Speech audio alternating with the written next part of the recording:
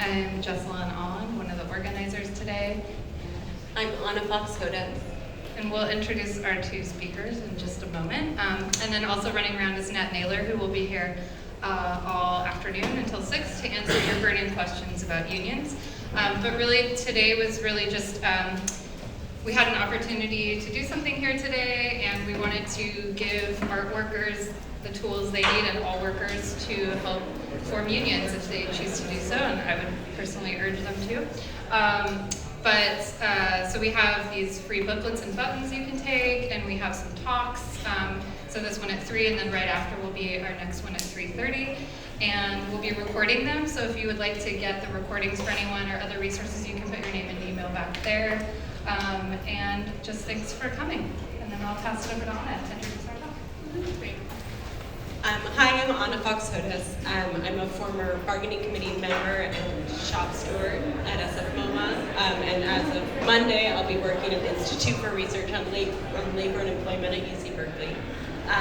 So we have 2 talks today, and the format is going to be that each of our speakers is going to speak for about 2 minutes, and then I'll ask a couple of questions, and then we'll open up the floor for more questions. And this first talk, we have Fred Glass and Peter Olney here speaking, and the sort of topic of this talk is really why unions. So that, there have been a number of pretty high visibility organizing campaigns at museums and cultural institutions across the country over the past year, 18 months. And so the topic of this talk is really why would an art worker, why would a worker in 2019 want to form a union and be part of a union? So Fred is going to kick it off, and I'll let him introduce himself. Thank you. Thanks for coming out today on this beautiful day. I'm going to read my talk because I didn't trust myself to get everything I had to say in 10 minutes if I was going to do it off the top of my head. So excuse my reading. I'm the former communications director for the California Federation of Teachers. I did that for about 28 years before I retired a year and a half ago.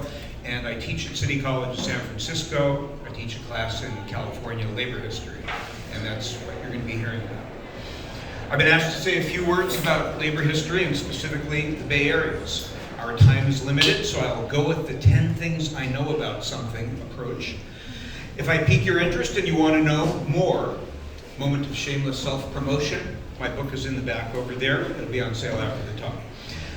Labor history is the history of working people and their struggle to make a decent living and participate in the democratic governance of society.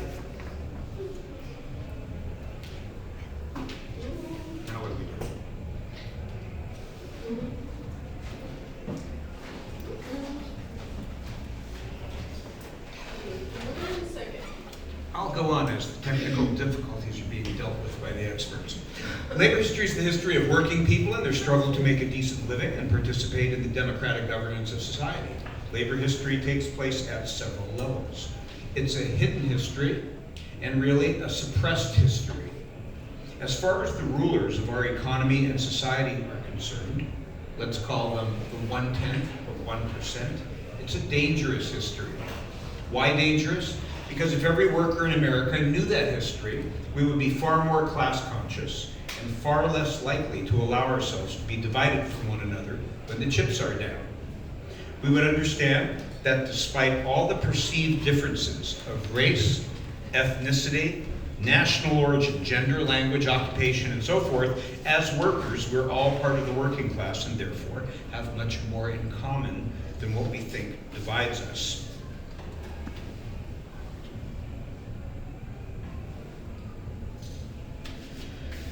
So that's 1. 2. Workers and unions always have a choice, inclusive or exclusive. The most powerful tool workers have developed on their own behalf is a union. A union's a place to stand together and fight for common interests. It's not magic.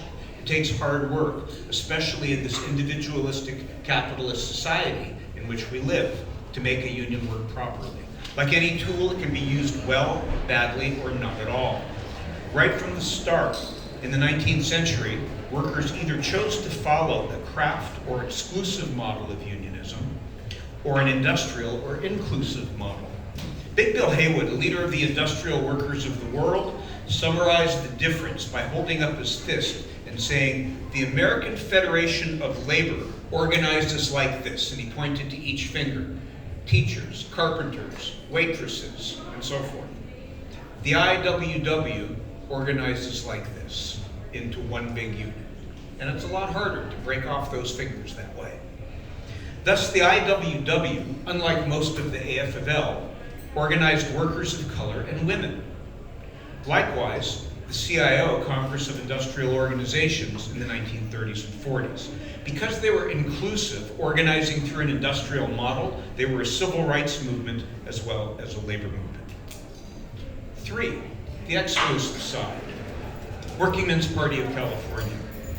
In 1877, during a terrible economic depression, railroad workers were pushed to the wall by round after round of wage cuts, and in response called the first national strike. Capital won, but it was an expensive victory. Hundreds of workers were killed.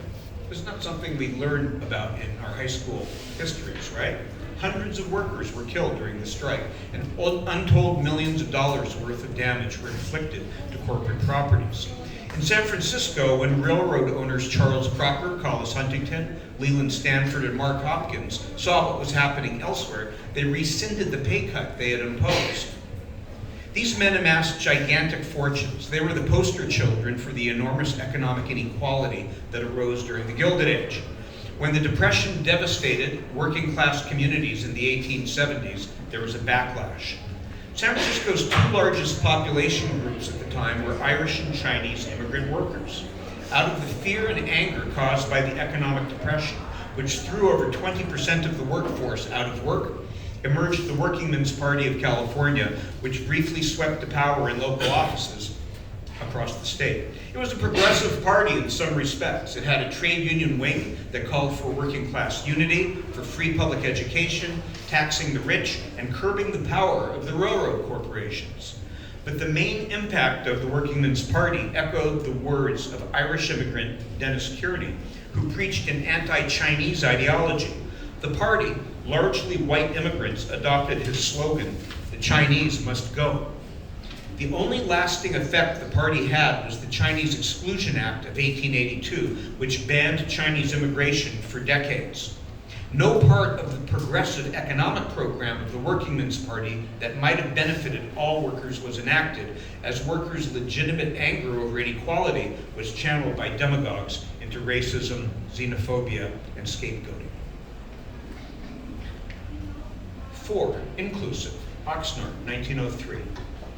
We don't have time here to go into details, but in Oxnard, a better outcome emerged from similar elements. Despite the obstacles of race, culture, and language differences that Mexican, Japanese, and Chinese workers faced when corporate beet farm owners attempted to pit them against one another, beet workers put together the Japanese-Mexican Labor Alliance, or JMLA, the first farm workers union in the country. And their unity and determination forced the growers to back down. It's worth noting that Fred Wheeler, who got the all-white Los Angeles Labor Federation to support the JMLA, was a socialist.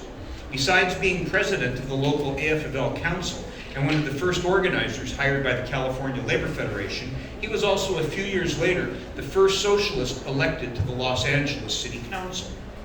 Wheeler and socialists like him were much more likely to be fair-minded and anti-racist than non-socialists in the labor movement, although this was not universally true. For instance, Oakland-based writer Jack London, a fire-eating member of the left wing of the Socialist Party, was also a white supremacist.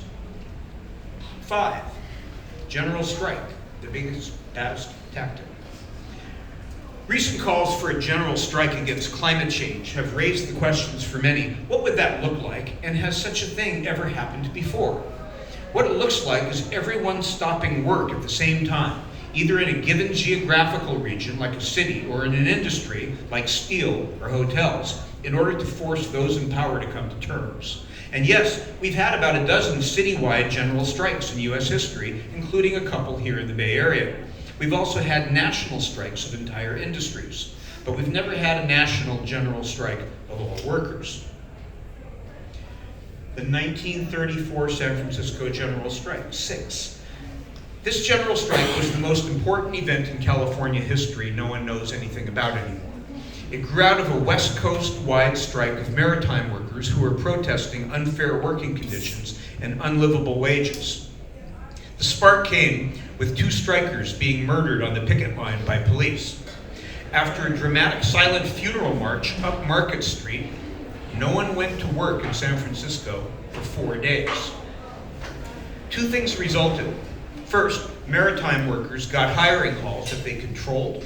Their unions were recognized by the employers. They got substantial wage increases. And what this all meant was that they were able to become part of respectable society. Homeowners, send their kids to college, and so on. The other thing about the strike, though, was its national impact. The general strike and others like it that year forced Congress to pass the National Labor Relations Act, a year to the day after Howard Sperry and Nick Bordeaux were gunned down, creating the first national rules of the game for unions and collective bargaining, which allowed for peaceful conflict resolution in the workplace and initiated union organizing on a grand scale. 7. The 1946 Oakland General Strike. The largest wave of strikes in U.S. history occurred in 1946, including 6 citywide general strikes, the last of which was in December in Oakland. It started with a couple strikes of department stores on Broadway, with the mostly female workforce seeking union recognition. After police violence, the Alameda County Labor Council voted to support the women with a general strike. Not as dramatic or as deadly as the San Francisco general strike, it nonetheless resulted in union recognition for the workers and a change in city politics. This also brought to a close the era of mass strikes and direct action that built the modern American labor movement. 8. Collective bargaining. Essential, but not sufficient. When I was working for the California Federation of Teachers, I often heard from conservative members that they appreciated the union's efforts to improve salary and working conditions through collective bargaining, but the union should steer clear of organizing strikes, politics, and legislation, without which there would be no recognizable union. This point of view is uninformed by actual labor history. The first recorded strike in California took place in 1849, when San Francisco carpenters protested against wages falling behind the cost of living. The first union was organized by typographical workers in 1850, the same year of the first labor political action, when San Francisco Teamsters elected a member to the Board of Supervisors to represent their interests. And by 1853, the first protective labor law was passed by the state legislature, limiting hours of work to 10 in a day, which was unenforceable.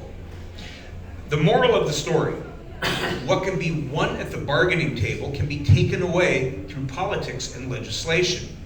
Unions have to do all these things. If anyone doubts that, look at what has happened in places like Wisconsin in recent years under Republican-controlled state governments with the destruction of workers' bargaining rights. Number 9, union politics and progressive tax policy.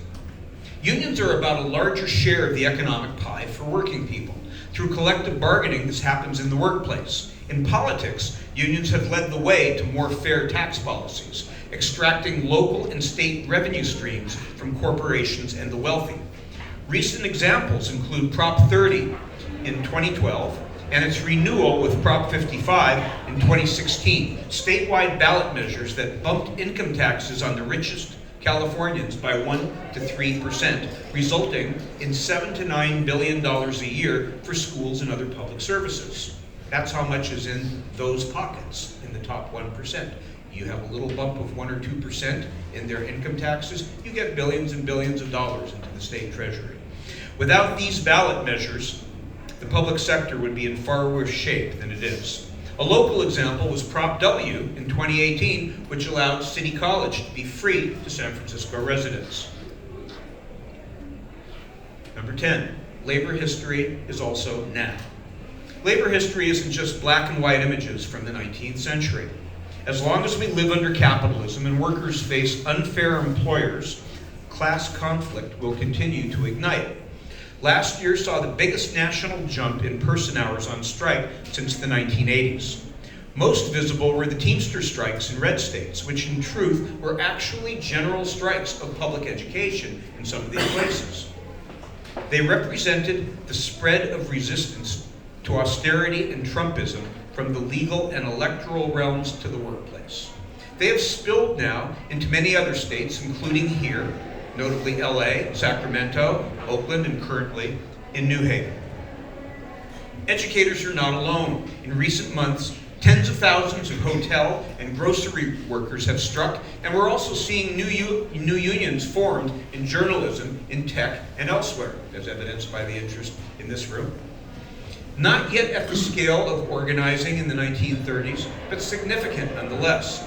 It helps that a growing number of young people consider themselves to be socialists, and in exploring those politics, have learned to look to unionism for some tactics and strategies for making this society a better place to live. That's about all we have time for in our whirlwind tour of labor history. I hope it's been useful, and let me assure you that beyond these brief fragments, there are much deeper stories in the history that have a lot to say about our situation in the present day. And now I'll turn it over to Peter. Thank you.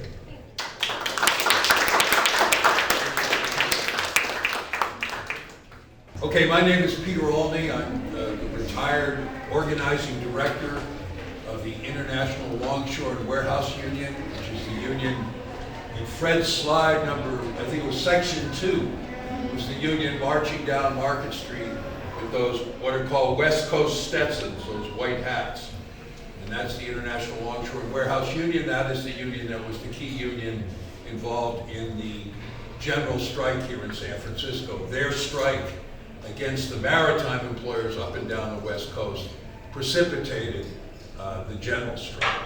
So I'm very proud to have worked for that union as organizing director. I want to thank Anna, whose sister Katie worked for me as an organizer at the ILWU, a stellar organizer, who's now a stellar academic studying labor and studying the class struggle worldwide, and also Jeslyn for putting this wonderful panel together. Thank you very much. And of course, Fred sets the table for me in talking about organizing because he's presented such a nice panorama of different labor struggles in different industries. So it leads to a very simple maxim which governs the way I think about organizing, and I call it the Zen of organizing. And my talk, by the way, is not going to be the specifics of legal issues around organizing or the mechanics. It's all presented very ably here. I'm going to try to give you some general conceptual principles of organizing. So the Zen of organizing is simply that all organizing is the same, but all organizing is different. And the way you can think about organizing in my world is with two simple principles that have to be in place to be successful in organizing. And I call them the two H's. Heat and hammer. These are the two factors that go into successful labor organizing. Heat is nothing more than the commitment, the desire, the motivation, and the anger of workers that leads them to band together, to face their employer, often requiring tremendous courage and self-sacrifice, in order to get a union. Now, how you get a union, the pieces and the paths are in here, okay? But we must have that kind of heat to win. People have to be willing to dedicate time, energy, and sometimes a piece of their livelihood, sometimes lose their job, in order for the union to be successful. The other piece, the other H, is hammer. You need heat, you need workers united and dedicated, but you also need a way to put pressure, or in the words of labor organizers, to bring leverage to bear against an employer, so that that employer feels like, I must deal with these workers, okay? So we have a recent situation here up the street. I understand that at the San Francisco Jazz Center, the workers just filed for a National Labor Relations Board election to be represented. I'm not sure by which union. Does anyone know? think it may be the IATSE, the theater group. It's the back of the house employees at the Jazz Center. They just announced to the director that they are going to have a union there. And the director immediately went and hired a union busting law firm, disappointingly so. So as that battle unfolds, they obviously have some heat there. They've banded together. They've engaged with each other. They've signed union cards. They've asked for an election. But the question's going to become, can they also apply leverage on the Jazz Center? How would they do that? Maybe through the patrons of the Jazz Center, the supporters, the financial supporters of the Jazz Center, high-profile jazz artists. All of that is involved in a holistic approach to union organizing. Heat and hammer. So some of the elements of heat are the following. And again, a lot of this is covered in this wonderful pamphlet. You need a committed core of organizers. People like Anna and Jeslyn who probably moved this thing across the street. They were part of a committed core of organizers who put together the organizing, who spent countless hours of their own time working to build that union's organizing. So you need those kind of people. It cannot be people like me who are paid staffers coming in. It has to be organic. It has to come from within. Then you need a militant minority of people who are willing to act together and do things to show the other workers that they can ditch the fear and stand up to the boss. So sometimes that involves a group of workers, not generally the majority, but a militant minority who marches on the director of the museum and says, we want to change in these kind of policies, or we want you to stop harassing us because we're organizing a union. Did you have to do some stuff like that? Probably so. So you need a group of workers who are willing to act together. You need solid issues that motivate people to do things. You know, there are issues of pay, there are issues of benefits, but often the issue that brings us to organizing are issues of human dignity.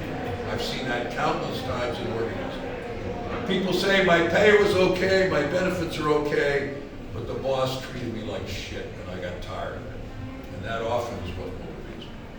You need face-to-face contact to do organizing. Social media is extremely valuable in enhancing everything we do, and we need to use it.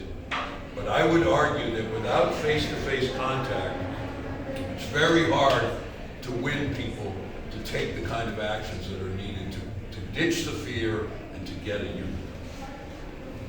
And then you need a sense of timing, when to do things. You know, sometimes there's a critical moment where if you don't act together, the momentum slides backwards. A critical moment in a nonprofit might be a benefit for the nonprofit is happening, and you need to show up outside and leave for the people going into the benefit. So you need to have a sense of timing in organizing. So those are some of the elements of heat. The elements of hammer, and these things interpenetrate. Because if you can build community support for workers, what happens to the heat? The heat usually rises because people feel like, my God, I'm not alone here. The patrons of this museum are supporting us. We can ditch the fear. We can act because they have our back. So the issue of hammer interpenetrates with heat. And so there's tons of things that are involved. Community support. Political power. Right around the corner is the California Democratic Party. It's a huge cultural festival, by the way. I have never seen so much colorful activity, and it's all about the face of California, the climate, gay and lesbian events, sex workers. You got everything over there. Well, you got politics that can be extremely important in our organizing, certainly in the nonprofit sector, certainly in the public sector, the arts sector. All of those political power points play a role in our organizing. And relationships, of course. You know, boards of directors. Who's on the boards of directors of this museum or this jazz center? Who are the controlling authorities? Can we reach them through other means? So those are the kind of analytical frameworks that you need to get into when you think about organizing. Again, the particulars, the legal steps, they're all here. But think about organizing that way. Heat and hammer. If you can build both of those, you can be extremely successful. as I'm sure many of you in the room have been. Just to go to these dock workers that I played a role in representing. Okay, and this is an important point that your sister makes in her work, and she's taught me. You can have workers working on the docks in Oakland who have incredible power in terms of their ability to stop and choke the flow of international commerce. Okay, if they don't unload ships with inventory or with retail goods, that inflicts serious blows on the economy. Okay, so those workers have a lot of power. They have power at their workplace because of the nature of their work. But that power does not exist in a vacuum. So what Katie has taught me is you can go over to Oakland, and because of the community and the political power surrounding that port, a bunch of longshore workers can stop the flow of goods in and out of that port. If you go to the port of Singapore, where 10 times as much commerce happens and there's a flow of goods, and those workers go out and do that, what happens to them? They're shot. They're living under a military dictatorship. So this issue of heat and hammer and power must always be situated in context, in community, in political relationships, even when it comes to longshore. So you can imagine when it comes to the arts and nonprofits, you've got to build tremendous heat, and you've got to think about how do you get leverage over your employers. So I'll stop there. I think I'm within the time. Perfect. So I'm just going to ask a couple of questions, and then we'll pass around the microphone in case other folks have questions. So Fred, you said as workers we're all part of the working class. One thing that I have experienced as a former worker in a museum is that many of my coworkers did not think of themselves as workers. They thought of themselves as professionals. They thought of themselves as staff. They thought of themselves as, you know, a group of colleagues. And they, you know, by and large, and really almost without exception, were extremely passionate folks, many of whom had advanced degrees. They were in this job that they feel and were made to feel also by the organization they were very lucky to have in a competitive field, in a work in the realm of ideas. And they were really committed and are really committed to their jobs. And so one of our challenges was how do you, in some ways that's sort of a scenario that's allergic to organizing or not favorable conditions to organizing. People are ambitious, they're individualistic, they're thinking about their own careers. And I think that, you know, the teachers are also a group that is a group of professionals who are very passionate about their work, but the teachers' unions have incredible power. You know, nonprofit workers are working in a mission-driven organization, but I wonder if you could just speak to how you think about getting people past that block. It took 120 years in California before teachers got a collective bargaining law. Up until that point in time, a tiny minority of teachers saw the need for a union, and it didn't have the ability to do collective bargaining, which meant that its power was extremely limited. Teachers, too, have viewed themselves traditionally, because they're educated, all of them pretty much have postgraduate degrees, as professionals with professional aspirations. And yet, they're organized. So something has to have come together for them, for that to happen. I would say that in the arts realm, here in San Francisco and the Bay Area, a driving factor has got to be their recognition of great and growing economic inequality. I would be surprised if a majority or even a substantial minority of your colleagues are able to afford to buy a house in San Francisco. Laughter goes up around the room. And so, you know, you get to a certain point in your life and your career, you want to have kids, you want to settle down, you might want to buy a house, and then the fire and passion about the arts world confronts a reality that may bend it in a different direction. So that's what I would say generically. And then in terms of what would get them to get over that hump of seeing themselves as professionals is just to recognize that on the one hand, lots of professionals do organize. And on the other hand, what Peter was saying, something's going to happen at some point that lights a match to the tinder pot. And it's hard to predict what that thing's going to be, but it'd be really good to be on top of things and notice when that happens. And then I had one question for you, Peter.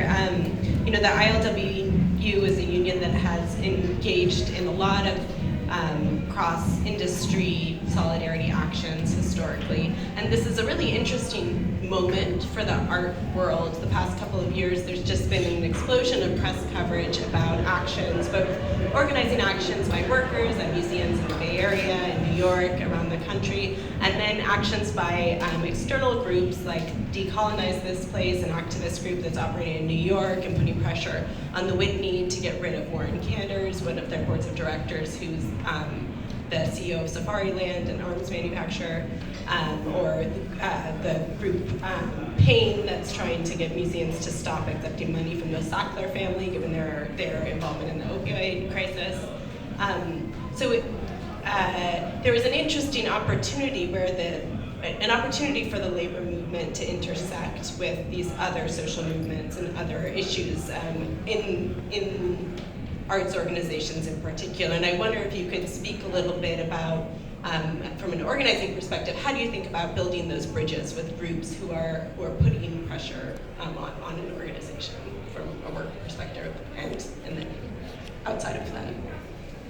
But there's also got to be a sensitivity to the way different employee groups look at the world. People may remember that we had a huge victory at the LA Times with the editorial staff for the first time in the history of that paper, which was largely seen as the bulwark against unionism in California.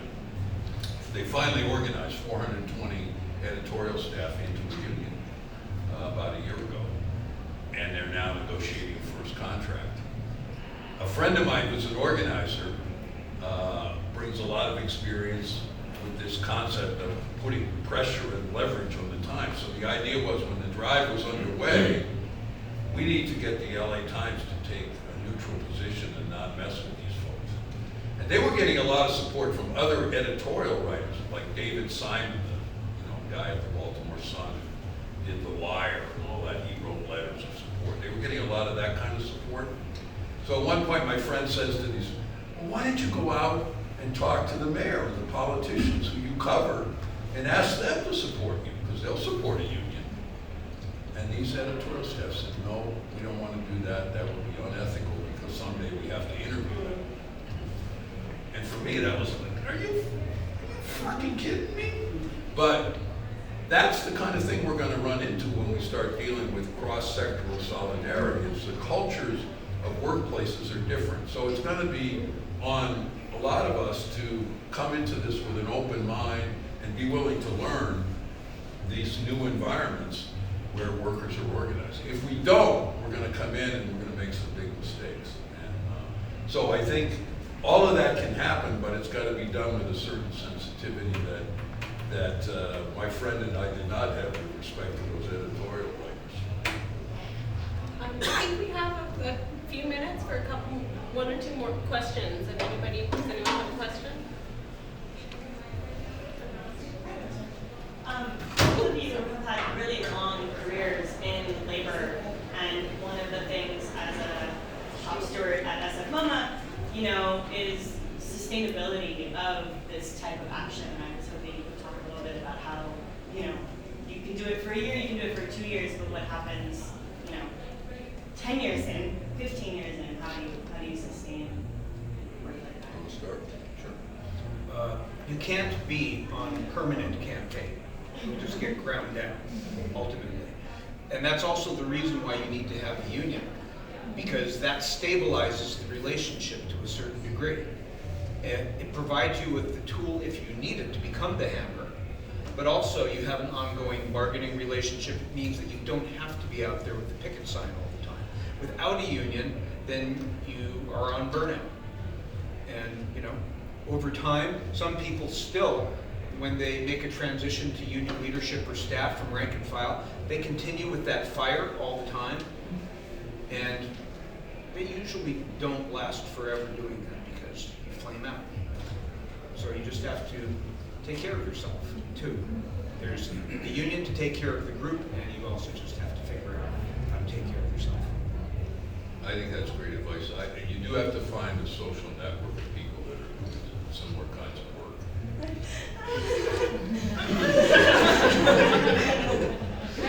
Sorry. Hi, my name is Kampala Tays-Ransfer. I'm a teacher in Oakland. And I just wanted to add on to that and just say that one of the ways that we're encouraging people to stay in the fight and in the campaign mode is by making sure that we're identifying other leaders and that you're not trying to hold it all by yourself. Sharing the responsibility and having more people involved not only just helps more people stay involved in the work, but also helps take the load off of you as a leader. Any other questions?